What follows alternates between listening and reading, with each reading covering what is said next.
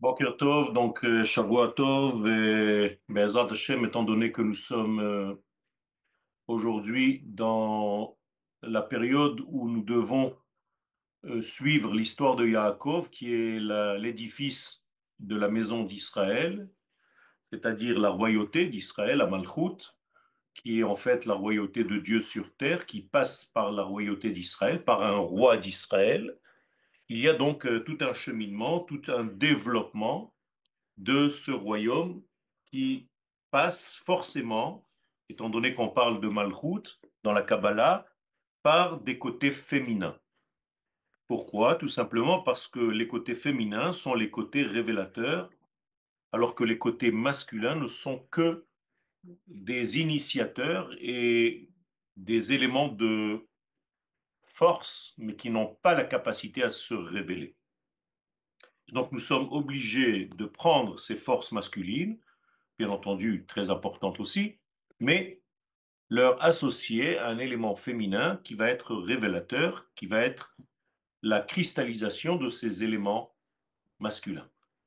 Et donc, pour ce faire, nous avons des personnages dans la Torah qui vont jouer les rôles de ces éléments masculins et de ces éléments féminins, à savoir Yaakov, qui va devenir Israël, et face à lui, Rachel, Léa, Zilpa et Bilha. Donc nous voici en fait avec une famille, mais avec plusieurs prénoms. Il y a donc une évolution des êtres et ce sont en réalité autant de degrés qui se trouvent dans l'être lui-même, qui va découvrir au fur et à mesure de sa vie des éléments qui sont à l'intérieur de son être, à l'intérieur de ses vertus.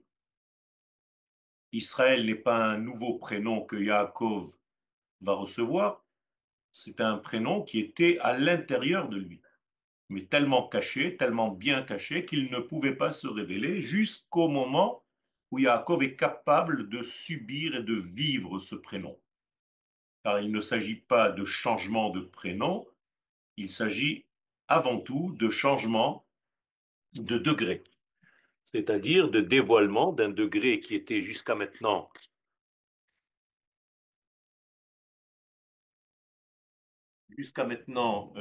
Yaakov, qui révélait que Yaakov, et qui va être capable aussi de révéler maintenant le degré Israël. Et donc, nous allons dévoiler aujourd'hui, Be'ezrat Hashem, ces deux femmes essentielles que nous appelons Rachel et Léa, et dans l'ordre, en fait, Léa et Rachel du haut vers le bas. Donc, voici notre cours aujourd'hui, sans oublier que c'est la maison d'Israël qui est l'essentiel de notre développement, à savoir que nous voulons arriver au dévoilement de la royauté, donc du peuple d'Israël, à proprement dit, et c'est ce que Yaakov est sorti faire lorsqu'il sort de Be'er-Sheva. Sa sortie n'est pas anodine, il va descendre dans un monde rempli d'écorces, rempli de difficultés, pour essayer de décoder, de déceler des perles rares qui sont enfouies à l'intérieur de la clipa, de l'écorce et de la négativité. Cette négativité porte un nom, la vanne, la blanche, tout simplement parce qu'elle est tellement noire qu'elle veut se faire passer pour quelque chose de clair, de limpide.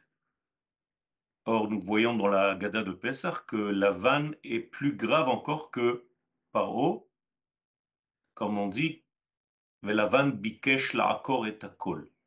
La vanne, lui, voulait arracher en fait tous les sens du peuple d'Israël dans la racine même.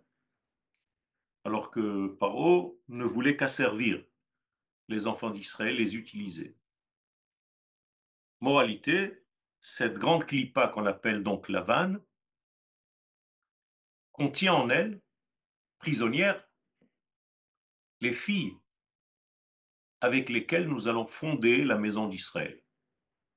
Ce qui est donc extraordinaire, la plus grande lumière, celle qui va ériger le royaume, se trouve à l'intérieur de la plus grande des clipotes. Je vous raccourcis l'histoire du monde. À chaque fois que vous voulez, en fait, récupérer quelque chose de grandiose, malheureusement, cette chose-là se cache à l'intérieur d'écorces très épaisses qui cachent la lumière divine. Et donc, à chaque fois que Akadosh Baruch Hu fait descendre un tzaddik de sa hauteur, ce n'est pas pour aller se perdre dans le monde d'en bas, mais pour récupérer des étincelles de ce monde et faire avec la construction nécessaire.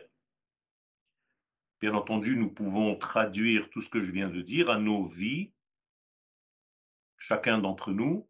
Lorsque vous avez des chutes dans la vie, vous devez utiliser ces chutes pour aller récupérer des étincelles que vous avez peut-être perdues avant. Alors, on ne nous demande pas de tomber, bien entendu, mais une fois que malheureusement c'est le cas, alors ce n'est pas la peine de mourir. Au contraire, si je suis tombé, je dois me relever en récupérant une information importante que j'ai eue, j'allais dire, grâce à cette chute. Ce qui fait que tous les moments les plus difficiles de nos vies, normalement, devraient nous servir à déceler les lumières les plus grandes qui étaient cachées dans les éléments dans lesquels nous sommes tombés. J'espère que je suis clair. Et donc, à chaque fois que nous avons un traumatisme, une chute, une faute, une erreur, une maladie, un manque, une crise, c'est parce que là-bas se cache une lumière. Et apparemment, sans cette crise-là, tu n'aurais pas eu la capacité à descendre aussi profondément. Et là, puisque tu y es, profite pour lever de là-bas, libérer de là-bas, parce que c'est une prison, pas seulement toi-même, mais des éléments qui s'y trouvent, qui font partie en fait de ta structure. Des éléments que tu as perdus dans ta vie et que tu dois aller chercher dans ces méandres, dans ces couloirs du temps, de l'espace et de l'être, au fond même des degrés les plus bas de ta vie se cachent des perles qu'on va appeler par un nom secret de code, Léa et Rachel. Donc Rachel et Léa ne sont pas seulement deux femmes, ce sont deux diamants qui étaient cachés dans la boue appelée la vanne. Et Yaakov va descendre d'un degré très élevé pour arriver à un degré très bas, pour aller récupérer dans la poubelle de la vie ces deux diamants qui étaient perdus. Et les ramener, bien entendu, à leurs frontières naturelles et au niveau terrestre, la terre d'Israël, et au niveau de leur rôle, les deux femmes qui vont fonder la maison d'Israël. Donc Rachel et Léa, Einan rak neshotav shel Yaakov. Rachel et Léa ne sont pas seulement les femmes de Yaakov, ce qui est d'ailleurs vrai, mais dans le texte premier, première lecture. Que sont-elles réellement à l'intériorité du message? El beikar hen shtei bechinot hakabbalah. Elles sont en réalité essentiellement les deux capacités, les deux formes de réception de ce que Yaakov a donné. Yaakov a des potentiels, mais comme il est homme, il ne peut pas les développer. Il lui faut une partie féminine qui accompagne et qui développe, qui cristallise cette volonté, cette pensée. Et donc ces deux épouses vont jouer le rôle de deux récepteurs, de deux réceptacles capables de révéler Yaakov à deux niveaux différents. Deux qui font quatre, puisqu'il y a aussi les deux servantes, Zilpa et Bilha, qui elles aussi vont donner naissance à des tribus dans le peuple d'Israël. Donc nous voici face à Yaakov, qui a 4 niveaux de révélation. Vous êtes avec moi? 4 niveaux féminins. Chaque niveau révèle le degré correspondant. Et donc, il va appeler ce degré par le fils qui va naître. Donc, le nom des enfants nés de ces unions ne sont pas, eux non plus, anodins. Ils viennent révéler des secrets qui se cachent dans le code de ces prénoms. Ce n'est pas notre cours aujourd'hui, mais il est important de le savoir. Et donc, Yaakov, qui est le potentiel, a face à lui 4 niveaux de révélation de ce potentiel. Comme si Yaakov était un texte, et il y a 4 niveaux de lecture du texte. Le pshat, le remez, le drash et le sod, pardes. Ces 4 femmes donc vont jouer le rôle du pardes, pshat, remez, drash et sod. Chacune d'entre elles, de ces femmes-là, va révéler une couche de ce que Yaakov représente. Et donc, étant donné que ce sont des réceptacles, par définition, étant donné qu'elles sont femmes, féminines, prêtes à recevoir et à révéler, car c'est le rôle de la femme dans ce monde, chez Ali Adan Hukam Bet Israël, c'est par elle que la maison d'Israël sera édifiée. Quand je parle de la maison d'Israël, je parle bien entendu de la capacité à révéler l'absolu. C'est-à-dire, on est en train de fabriquer ici une machine, un instrument énorme, grâce à Yaakov et ses 4 femmes, qui va permettre à Dieu de se révéler dans sa création. C'est ça la maison d'Israël. C'est pas créer encore un peuple parmi les autres. Le peuple d'Israël est là pour révéler les valeurs divines. Donc vous comprenez que la machine qui est en train d'être fabriquée maintenant sous nos yeux, dans les parachiotes que nous lisons, c'est une machine extraordinaire qui permet en fait à Kadosh Baruch Hu de se révéler sur terre. Quels sont les composants de cette machine, de cet ordinateur? Yaakov, Israël, Bilha, Zilpa, Rachel, Léa, Barzel. D'accord? Donc nous sommes face à une structure secrète qui, dans le texte simple, prend l'histoire, s'habille dans une histoire d'un homme qui a épousé 4 femmes et qui va engendrer les 12 tribus d'Israël. Vous comprenez qu'il s'agit là de quelque chose de cosmique, de très grand, qui va avoir une correspondance sur tout l'univers, sur les étoiles, sur les galaxies, sur tous les astres. Tous les mazalot correspondent à ces 12 enfants. Donc en réalité, il y a ici une structure mondiale, universelle, sous la forme d'une famille. Et c'est en cela que la Kabbalah est énorme, parce qu'elle grandit l'image et la vision du texte premier pour arriver à un degré qui révèle en fait ce qui se passe dans l'univers tout entier. Il est donc très très important de mettre le point sur ces effets-là. Donc Yaakov a une force et l'édifice d'Israël va se révéler grâce à la révélation de cette force qui est en lui, à travers les 4 femmes qui vont engendrer, qui vont accoucher, qui vont apporter au monde, qui vont révéler, qui vont cristalliser toutes ces énergies sous forme d'enfants. Et donc ça s'appelle Malchut Hashem, la royauté de Dieu dans le monde.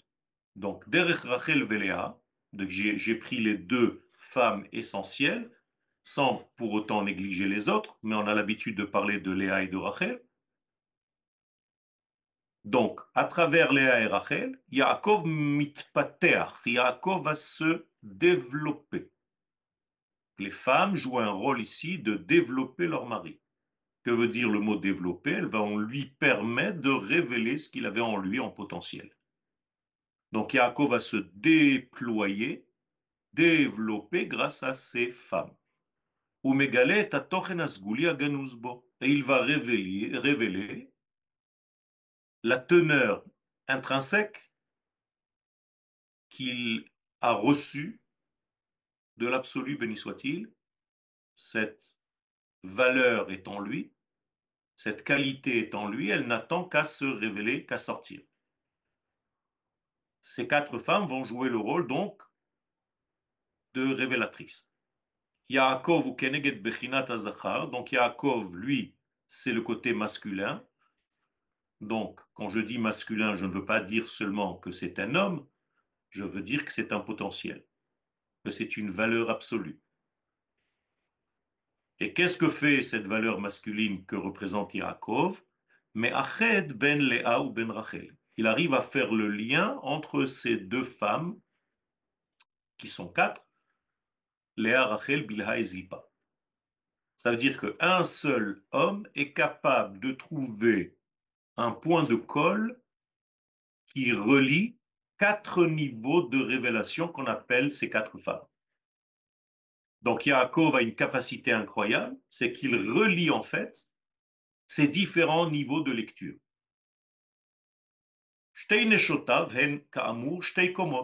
Si je prends maintenant essentiellement Léa et Rachel, je parle de deux étages en fait de dévoilement. Donc Yaakov est capable d'être ici et là-bas. Il est capable d'être Rachel et Léa. On est d'accord? Parce qu'il est capable d'épouser ces deux femmes, ça veut dire qu'il est à la hauteur de ces deux femmes. Donc il est à la hauteur de deux niveaux de dévoilement différents.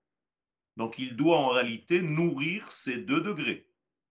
Et donc il y a deux étages chez le Prinat Nukba qui représentent le côté féminin, qui est par essence Hamekabelet, celle qui reçoit. On a déjà étudié tout ça dans la Kabbalah de A à Z, de Aleph jusqu'à Tav. Chaque fois que vous avez référence à une Nekeva qu'on appelle la Nukba, le côté féminin, la Malchut, c'est un côté révélateur. Donc, ces deux côtés révélateurs, qu'on appelle donc ici Rachel et Léa, un nom de code, représentent en fait deux niveaux de révélation de Yaakov Avinu lui-même. Je subdivise ça en deux, ça fait quatre. Donc Yaakov va se révéler sur quatre niveaux. Moralité, il est lui-même les quatre niveaux. Il est lui-même le lien entre ces quatre niveaux. Donc Yaakov lui-même représente qui? L'échelle, qui va lui-même rêver.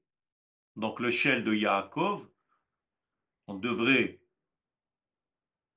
traduire cela par l'échelle Yaakov, et non pas l'échelle de Yaakov. Il n'est pas allé chez le quincaillerie acheter une échelle. C'est lui, l'échelle. D'ailleurs, en hébreu, on ne dit pas Soulamo shel Yaakov, on dit Soulam Yaakov. C'est-à-dire Yaakov, c'est le Soulam. C'est lui l'échelle. Que fait cette échelle? Eh bien, elle relie le haut et le bas.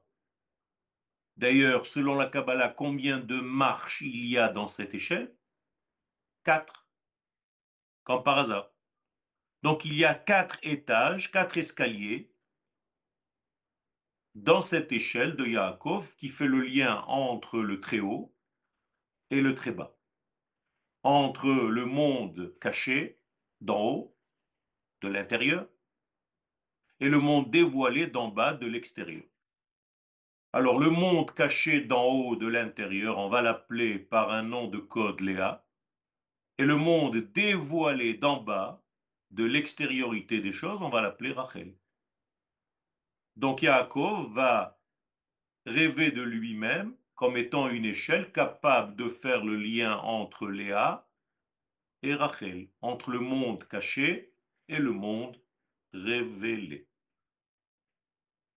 Alors on commence par Léa, le monde caché. Léa, Isod Haolam Haganuz. Donc Léa va représenter toujours le monde qui est recouvert, Nistar. Il est dans un monde invisible.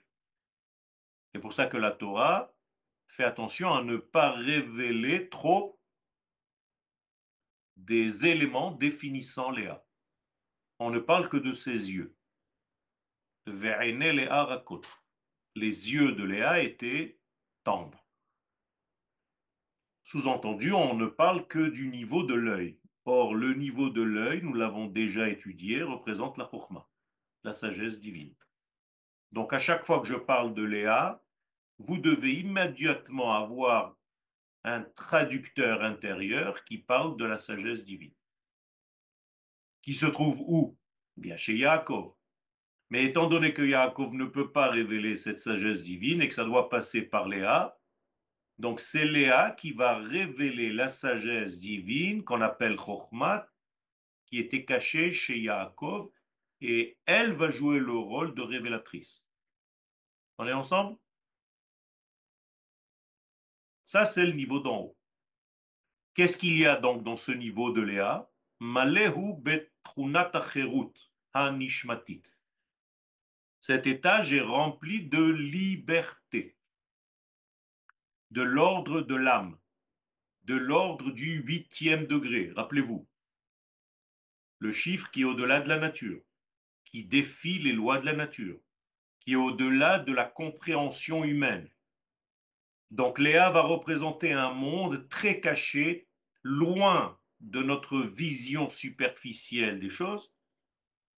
Léa va représenter l'âme, la neshama, qui défie même les notions de mort, puisque la neshama ne meurt pas. Donc Léa, le degré de Yaakov qui se révèle par Léa, ne peut jamais mourir. Comment on appelle le degré de Yaakov qui ne meurt jamais? Israël. D'accord? Est-ce que Yaakov va trouver un nouveau prénom ou est-ce que ce prénom est déjà en lui, seulement il n'est pas encore dévoilé? Il est en lui. Il va se dévoiler parce qu'il va être capable de faire certaines choses dans ce monde qui vont révéler en fait une couche très très très très enfouie dans son âme qui a toujours eu ce nom de Israël. Et là, elle va sortir. Eh bien, ce degré Israël, lui, est immortel. De là, nous disons Am Israël Chai. Donc, ce degré qui se trouve à l'intérieur de Yaakov, qui s'appelle donc Israël, correspond à ce degré très, très, très, très élevé qu'on appelle Léa. Donc, en fait, on peut dire que Israël s'est marié avec Léa et Yaakov s'est marié avec Rachel. C'est avec moi? Puisque Yaakov représente la partie basse de lui-même et Israël représente la partie haute de lui-même.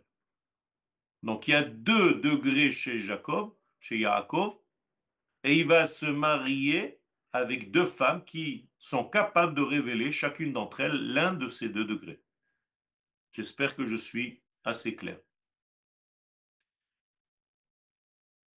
Et donc ce degré-là, qui représente Léa, quand vous parlez du monde de Léa, c'est un monde très très caché, très libre, immortel, immuable, invariable, grandiose, de la liberté totale. Et donc il y a ici Eina Mugbelet la Teva, un degré qui n'est pas soumis aux valeurs et aux lois de la nature. Velachen hanetzach sholet ba. Et c'est pourquoi ce qui domine à cet étage, Léa, c'est l'infini. Léa Yisod Olam Haba. On appelle en d'autres termes aussi Olam Haba. Donc, dès que vous dites Olam Haba, et nous disons Kol Israël yesh lahem chelek la Olam Haba. Vous voyez maintenant la correspondance. Tout Israël, Israël précisément, a une part au Olam Haba, Léa. Parce que Israël et Léa, c'est le même niveau. Et donc, ça va s'appeler le Olam Haba. Le monde qui vient, le monde qui est au-delà des lois de notre nature, qui est là, qui est au présent, hein. Je ne parle pas du monde futur, comme la traduction erronée en français. Je parle d'un monde qui est là, qui est difficile à atteindre, mais qui est là, au présent. enfouie à l'intérieur des degrés les plus profonds de la Neshama. Donc on appelle Olam Abba, on l'appelle aussi Sha'ar Hamishim Sha'are Abina, les 50 portes du discernement, de la Bina. Donc toutes ces notions que vous avez sûrement entendues durant votre étude, ben, tous ces degrés sont représentés par une femme qui s'appelle donc Léa. Les 50 portes du discernement, ce sont des portes qui correspondent au cerveau gauche dans le corps humain et qui permettent en fait de voir tout ce qui est mis en relief. Parce qu'il s'agit de mettre en relief des notions qui sont abstraites. C'est ça toute la difficulté. Eh bien, Léa est capable de mettre en relief ces notions abstraites.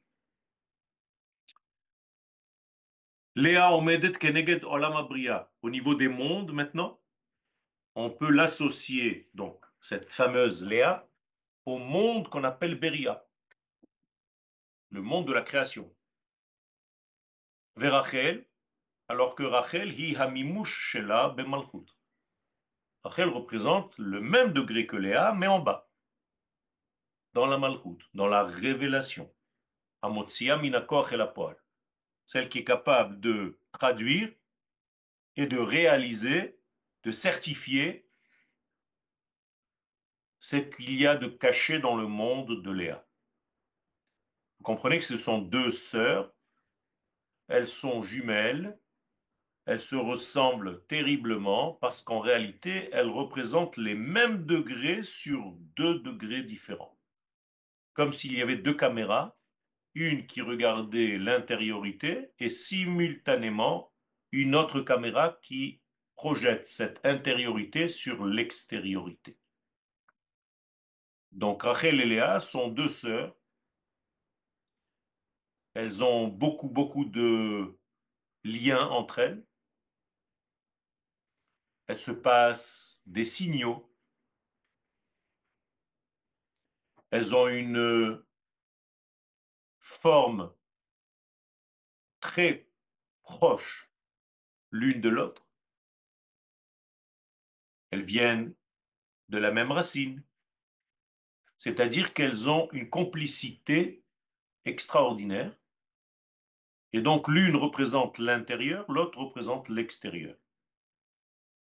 Si vous voulez, dans le nom de Dieu, le tétragramme, ce sont les deux lettres jumelles, les deux He. Yud, et après il y a le He, Vav, et après il y a le deuxième He, Yud Ke Vav Ke. Les deux lettres féminines He, ce sont Léa et Rachel. Se trouve entre les deux lettres He dans le nom de Dieu? La lettre Vav. On est d'accord. La lettre Vav représente Yaakov. Donc Yaakov, qui est la lettre Vav, fait le lien simultanément, constamment, entre le premier He du nom et le deuxième He du nom. Si je prends les trois lettres ensemble, He, Vav, He, cela nous donne en hébreu le présent, Hove. Donc notre présent, ce qui nous fait être, l'ihiot à l'infinitif, être, c'est justement cette capacité d'être dans deux mondes simultanément grâce à cette lettre Vav qui représente Yaakov, qui fait le lien sans cesse entre ces deux degrés.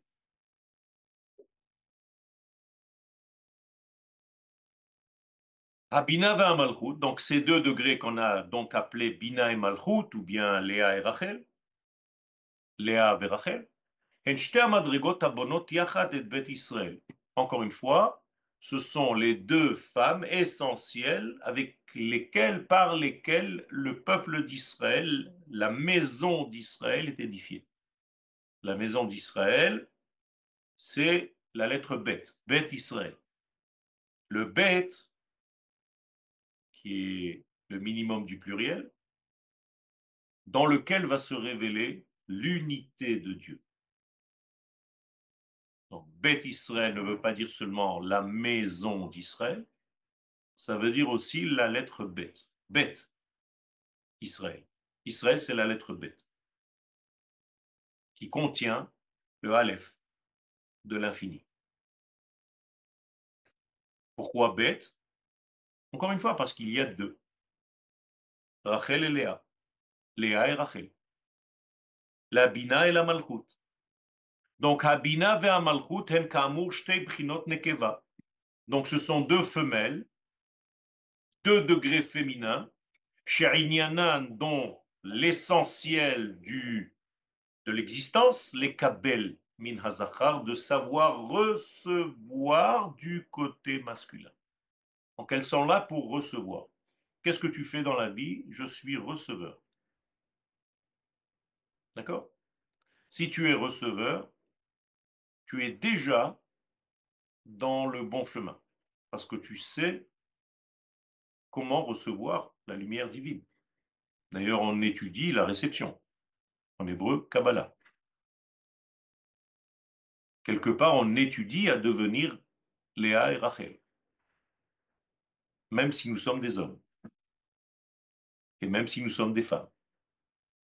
On étudie la réception. Quiconque sait recevoir se remplit. Et donc, on doit se remplir de qui? Eh bien, du côté masculin, qui est lui-même la mémoire active, le souvenir actif. C'est pour ça qu'on l'appelle Zachar. Zachar, c'est pas masculin, c'est Zikaron. Et qui est la mémoire active, le souvenir actif de tout? C'est Dieu. Chez lui, l'oubli n'existe pas. Donc, on l'appelle le Zachar absolu. Ou le Ophia et Amachashava Gnuzaba. Donc, toute la pensée qui était chez ce côté masculin, enfouie à l'intérieur de sa pensée, de son cerveau infini, tout ça va être révélé par ces deux côtés féminins, Léa et Rachel. Mes chers amis, si on étudie aujourd'hui Léa et Rachel, c'est pour nous dire que nous devons développer chez nous et Léa et Rachel, et trouver à l'intérieur de nous le fameux Yaakov qui devient Israël, qui est capable de faire le lien entre ces deux femmes. D'accord? Donc nous avons pas mal de personnages à l'intérieur de chacun d'entre nous.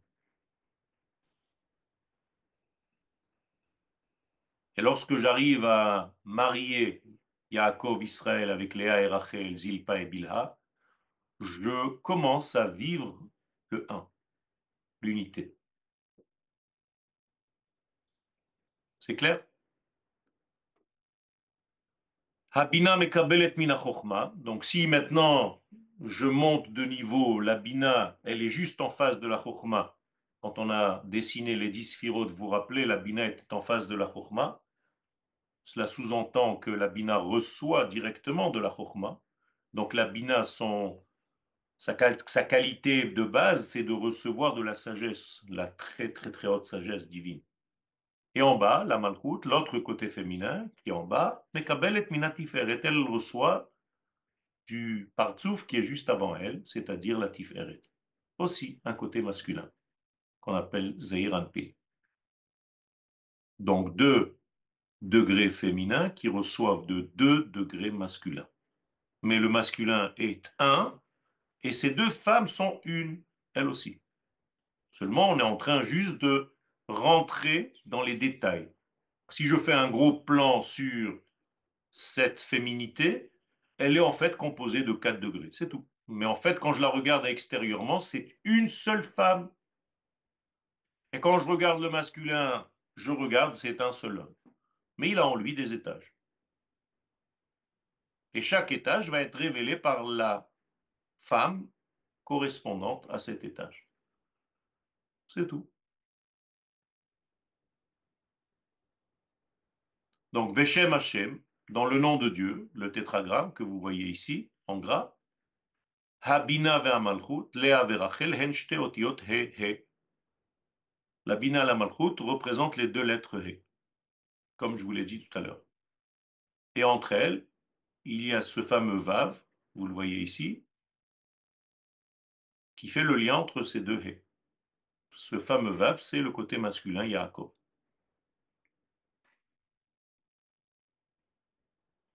Ce fameux Vav, c'est l'échelle du rêve de Jacob. D'accord?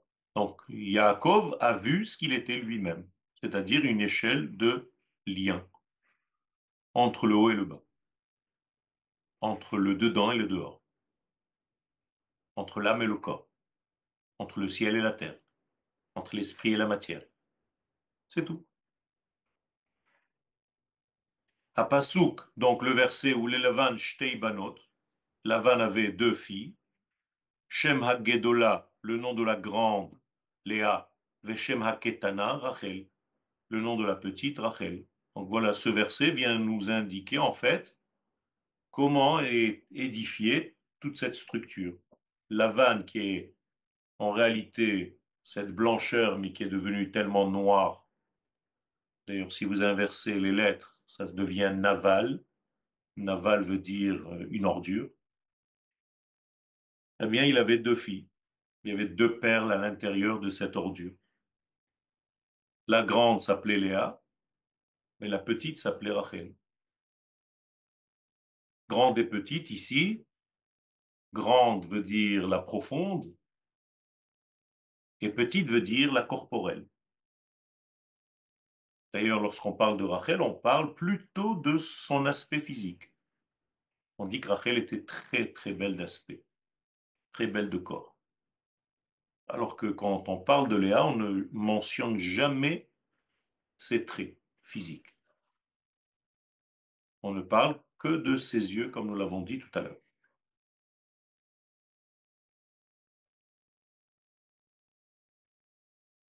Et donc ce verset nous dévoile deux mondes qui vont être définis par le Zohar comme Alma Deit Kassia, le monde qui cache, et Alma Deit Galia, le monde qui dévoile.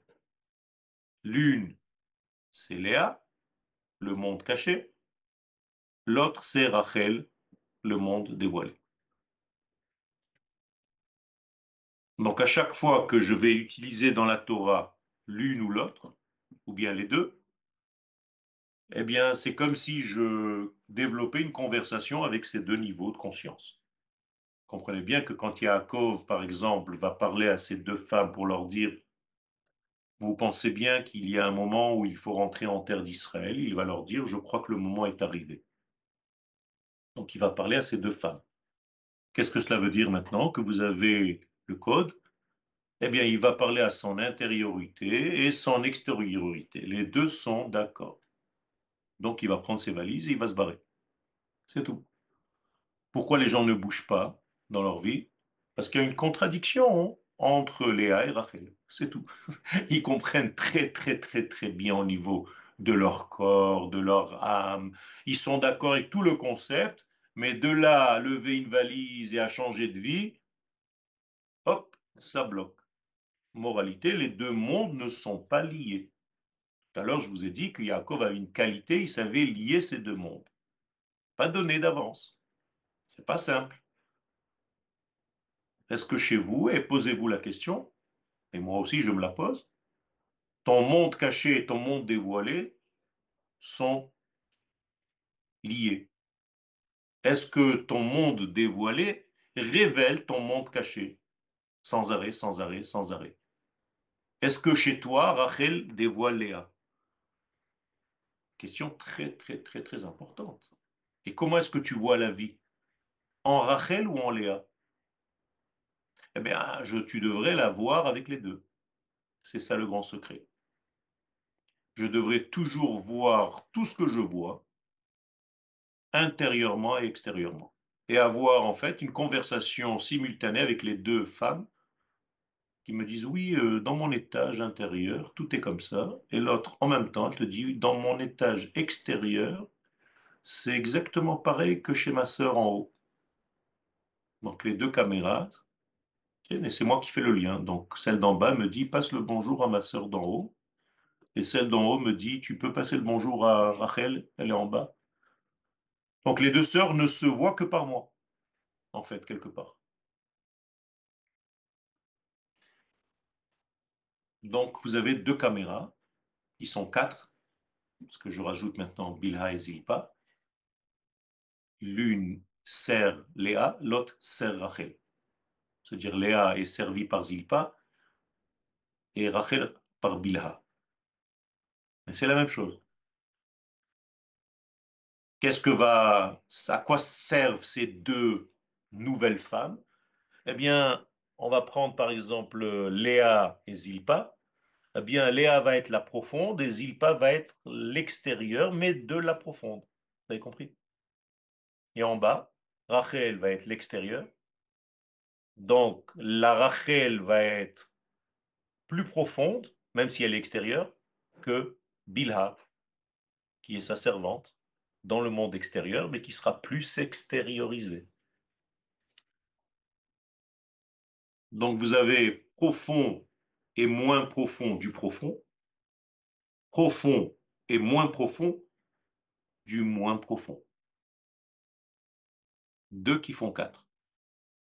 Et c'est comme ça qu'on va en réalité jongler dans notre vie. Et moi, je suis l'échelle qui doit sans arrêt aller me préoccuper de ces quatre niveaux féminins en moi. Et chacune d'entre elles va me donner un enfant, une fille, deux garçons, trois garçons. Et donc, selon l'étage, je vais appeler mon fils ou ma fille de tel et tel prénom, qui vont révéler en fait autant de niveaux de conscience. C'est tout simplement extraordinaire. Et pour ceux qui traitent un petit peu en hypnose ou Ken, ça peut vous parler encore plus. Vous pouvez en réalité jongler avec tout ça. C'est un savoir qui est très, très, très, très important parce que c'est la structure intérieure de notre être. Et donc, si je veux parler maintenant, parce qu'on n'a plus le temps de tout développer, par exemple du dévoilement dernier, du messianisme, eh bien, je dois aller chez Rachel, mais dans sa partie la plus extérieure, c'est-à-dire Bilha, Zilpa. Bien. Bilha.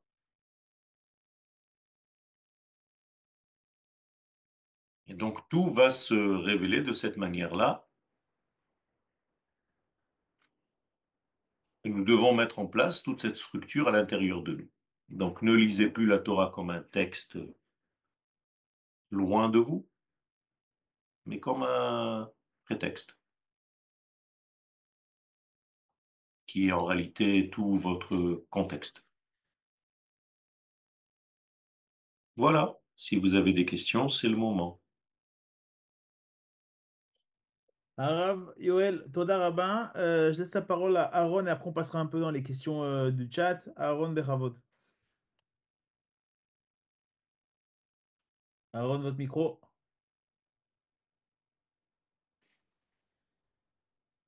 Aaron, votre micro. Bon, alors en attendant, Bon, Arav, qu'est-ce que tu... c'est bon? Aaron, c'est bon? Oui, oui, c'est bon. Bechavod. Bonjour, bonjour. Et, deux questions rapidement. Est-ce que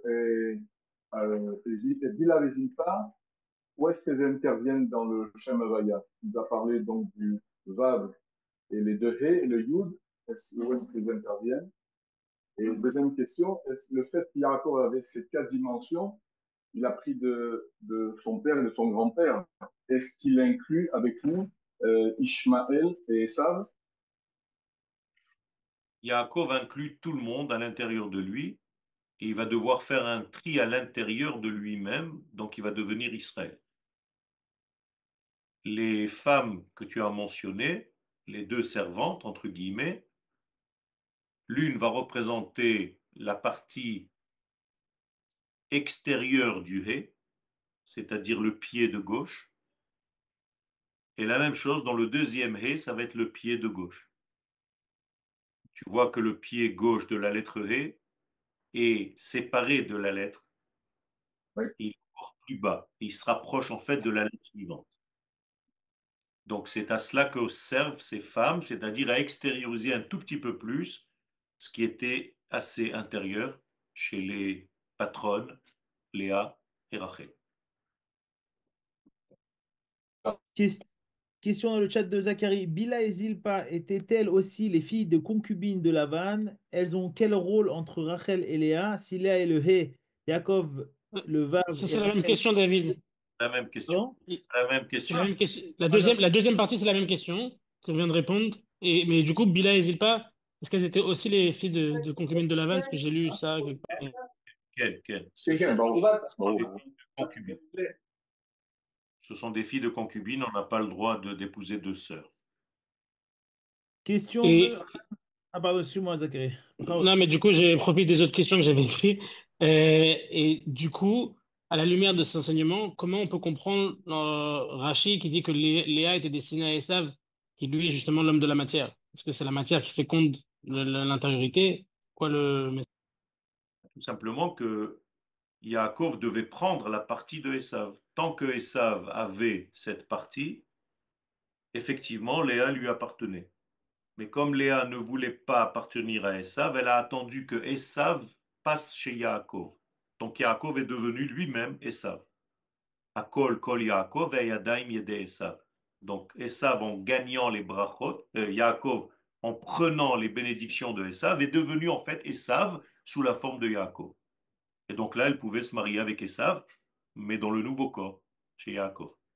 Mais pourquoi elle se marie avec Esav? Pourquoi le niveau le plus haut, il est destiné à Esav dans ce cas? Parce que justement, Esav, c'est le niveau le plus élevé. C'est celui qui est capable de jongler avec l'esprit et la matière en même temps.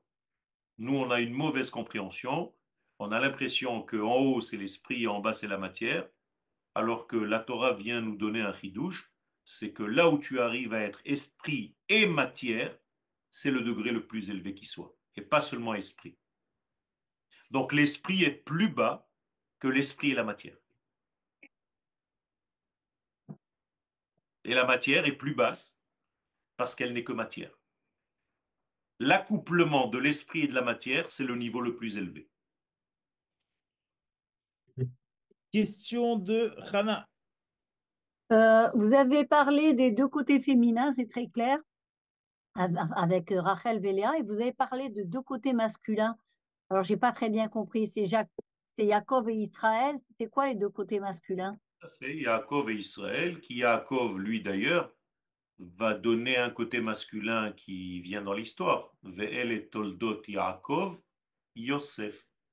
Donc c'est son Yosef, lui aussi. C'est un côté masculin qui se cachait en Yaakov, qui va jouer le rôle, lui aussi, de père de deux tribus, alors qu'il est aussi le fils. Et Israël? Israël, c'est le niveau le plus profond de Yaakov et de Yosef. C'est le côté qui est capable, donc plus profond, comme je viens de répondre dans la question précédente, c'est celui qui est capable d'être et esprit et matière. Donc à chaque Ok, fois qu'on merci. s'appelle Israël, c'est parce qu'on est capable d'être esprit et matière, pas seulement esprit. Merci beaucoup. Avant de laisser la parole à Jonathan, il y a quelques questions dans le chat. Je suis marié avec une femme. Baruch Hashem, y a-t-il 4 femmes en elle? Question de Abraham Amar. Tout à fait. Il y a, et chez lui et chez cet homme-là, 4 niveaux de dévoilement que sa femme, que son épouse devrait être capable de mettre à jour. Et parfois, la femme n'est pas capable de faire ce travail, donc l'homme divorce et épouse une deuxième femme qui va jouer le rôle de ce que la première femme n'a pas pu appliquer. Question de Esther Ben Dayan. Comment se définit le rêve dans toutes ses notions?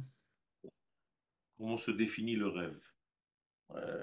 C'est compliqué. Le rêve est en réalité le monde de la prophétie, qui est en fait illimité par les lois de la nature. Donc, il défie le temps, il défie l'espace, il défie les êtres. Et c'est un monde dans lequel on peut avoir cette travailla, cette expérience en fait qu'on est en train d'étudier à travers un monde du rêve qu'il faut développer. C'est un cours à part entière. Je laisse la parole à Jonathan Clarisse. Shalom Rav, shalom à Alors, tous. Merci beaucoup pour votre cours. Il était on ne peut plus clair pour moi. Et je voulais juste vous partager une petite contribution. tous les samedis, je discute avec un jeune qui étudie beaucoup la Guémara et il est surtout sur les deux premiers niveaux. Et bah, moi, comme vous le savez, j'adore bien évidemment la Kabbalah. Et on a des discussions assez complémentaires et passionnées. Et hier, il y a une femme qui est venue au cours de la conversation et elle s'est excusée de nous interrompre. Et puis on lui a dit non, non, mais tu peux rejoindre volontiers cette conversation. Et c'est une personne qui a vécu des choses assez difficiles ces derniers temps. Et ce qui était incroyable, c'est que en fait, j'avais le sentiment en discutant avec mon ami, pour lui donner des outils ou des propositions en tout cas, d'avoir cette échelle. Et c'était un très beau moment d'unité parce que à un moment, j'ai voulu faire une approche un petit peu mystique en lui disant qu'elle avait changé de regard et elle m'a dit tout simplement, non, c'est juste que j'ai bien dormi aujourd'hui et ça a fait rire mon ami. Et c'est vrai qu'à la fin de la conversation, il y avait quelque chose qui avait changé et j'ai trouvé que c'était un très beau moment d'unité. Et j'ai le sentiment de le retrouver à travers votre cours, donc merci beaucoup. Ça me donne beaucoup d'envie, de mouvement et de sens. Merci, merci énormément. Hachem, merci parce que tu es déjà un homme de mouvement et de sens. Donc pour toi, ça coule de source. Donc tu vas monter très très très très haut tout en restant avec les pieds sur terre. Et c'est ça l'essentiel. Ah bah. Merci à toi. Question de Richard. Richard Bechavod. Bonjour Rav, bonjour tout le monde. Deux petits mots.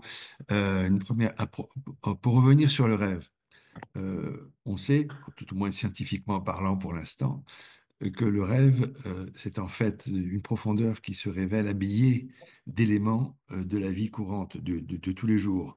Et donc, il faut justement aller nettoyer un petit peu ces éléments qui sont venus coder la profondeur pour savoir ce qui était caché dans ce rêve. Pas tellement, entre guillemets, une prophétie, que un contact avec son soi profond, ce qui doit correspondre aussi à la prophétie. Merci, on a fait le tour. La deuxième question, ça concernait le fait que Rachel est beaucoup plus tardivement féconde que Léa et que Léa, c'est au contraire l'abondance de ce côté-là. Alors, est-ce que c'est l'abondance du Créateur qui, qui déverse ou est-ce que justement, c'est pas aussi le fait que le présent peut être une sorte d'idole qui nous masque ce qui est caché et que donc Rachel met beaucoup plus de temps à être révélée, ce qui est ce qui est paradoxal par rapport à ce que vous venez de dire. Bien au contraire, c'est pas paradoxal, puisque plus nous sommes dans un niveau élevé, plus la capacité à dévoiler est facile. Si vous descendez dans les étages, les écorces de la vie sont tellement opaques que pour dévoiler quelque chose ici, pour mettre un enfant au monde, ça devient de plus en plus complexe parce qu'il y a une hishtalshelut, une dégradation des valeurs d'en haut. Donc ça prend beaucoup plus de temps au degré Rachel de révéler quelque chose que de notre côté Léa. Je vais vous donner un exemple. Dans mon âme, j'ai une rapidité extraordinaire. C'est-à-dire, je pense et la chose est. Alors que quand je veux traduire cette chose-là au niveau corporel, ça s'habille dans l'élément temps et ça prend beaucoup plus de difficultés parce que ça doit descendre. Donc, au niveau de l'être intérieur que je suis, Léa, tout est rapide, le temps n'existe pas. Alors que dans le degré Rachel qui est lié au temps, le temporel se met en place. Merci beaucoup. Merci beaucoup. Question de Rabbin Messan. Monsieur Messan, votre micro. Et de là, Shakirou Arabe, Là, merci beaucoup pour votre enseignement. Je voudrais juste avoir un éclaircissement quand vous disiez que la Torah que nous lisons est un prétexte et en même temps un contexte. Je n'ai pas bien compris. tout simplement qu'il faut bien comprendre que le texte de la Torah est tardif. Avant le texte de la Torah, il y a la Torah. Vous êtes avec moi? Oui, je vous écoute. Ça veut dire que la Torah, ce n'est pas le texte. Le texte, c'est une copie La Torah. de la Torah, qui est la pensée, qui est l'idée.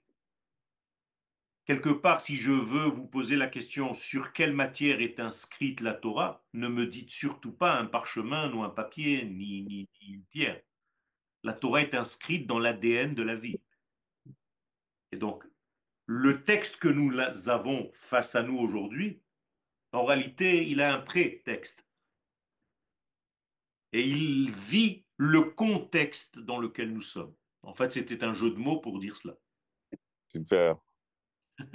תודה רבה, כבוד הרב. Merci beaucoup. Question de Félicia. בוקר טוב הרב, תודה, Alors, תודה על השיעור. Oui, et j'ai une question. Dans mon sidour, il y a Tikkun Léa, Tikkun Rachel. oui. Et quelle est la puissance de lecture? Qu'est-ce que, en lisant les Tikkunim, à quel moment, au plus, est-ce que c'est Tikkun Chatzot Katouf, Tikkun Chatzot? Est-ce qu'on doit le lire de Chatzot Alayla ou Chatzot Hayom, ou le Meshane? Et qu'est-ce que ça renforce en nous? Ça, c'est une question. Deuxième question, est-ce que chacune peut-être de nous possède ces 4 niveaux de ces 4 femmes?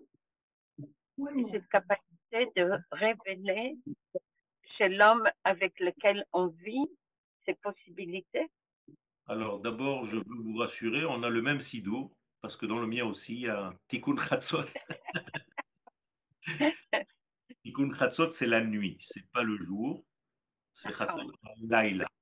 Qu'est-ce qu'on fait à Tikkun Chatzot? On fait le Tikkun, la réparation, ou le contrôle du passage de la nuit au jour. נכון. Donc, ce passage de la nuit au jour, ça veut dire ce passage de l'idée, qui représente encore la nuit, à la mise à jour de cette idée, c'est-à-dire à la réalisation. Donc, Mais étant en donné, fait, mais on le fait en pleine nuit, donc oui, mais c'est plus la pleine nuit comme vous l'entendez, puisque à minuit, le vrai minuit, c'est déjà une approche vers le jour. נכון. D'accord? Donc, לפי שעון ישראל, comme on dit. voilà. Donc, on va vers le jour, donc on va vers la concrétisation des choses, donc on va vers les Rachel, vers ces deux femmes. Mhm. Et deuxièmement, oui, chaque femme est censée avoir ces 4 niveaux pour décoder les 4 niveaux qui sont cachés chez son mari. אשריכם. תודה. Alors, avant de laisser שבוע la טוב. parole à David Benarou, je rappelle que les cours sont pour les Elou Nishmat Salomon Seban Ben Tani et pour les Refouach Shlema de Shmuel Binyamin Ben Céline Simcha David Bechavod. Merci. Shabbat Tov, Kod Aram. Je me posais la question, on l'a lu ce Shabbat, pourquoi on dit que Léa était snoua, si son degré était si élevé, pourquoi elle se sentait snoua? נכון. C'était pas une question j'imagine, d'orgueil de la part de Yaakov d'avoir été abusé par son beau-père. Qu'est-ce qui se cache derrière ça? Il se cache derrière ça que, en fait, les choses qui ne sont pas dévoilées, ça nous gêne. Donc, en fait, Léa, étant donné qu'elle est dans un monde caché, certes, très élevé, certes, mais qui ne se dévoile pas, c'est comme si tu avais des degrés de ton âme que tu n'arrives pas à faire sortir. Donc, il y a comme une colère intérieure envers toi-même, envers ce côté qui s'appelle Léa, qui n'est pas encore révélé comme Rachel, qui aimerait bien voir cette beauté ici en bas. Mais au contraire, elle devrait être considérée comme étant la clé. Tout à fait, elle est la clé, mais c'est une clé qui énerve quand elle n'est pas encore dans l'ouverture de la porte. Alors, est-ce qu'il y a eu un moment où il y a eu un switch? En fait, il y a toujours un switch puisque Léa et Rachel, comme c'est écrit dans la Megillah, dans Masechet,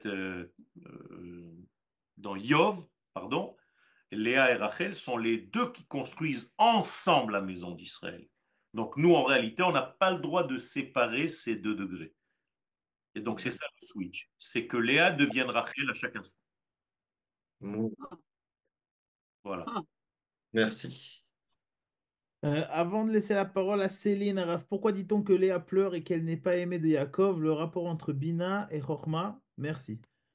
On parle de Enel et Harakot.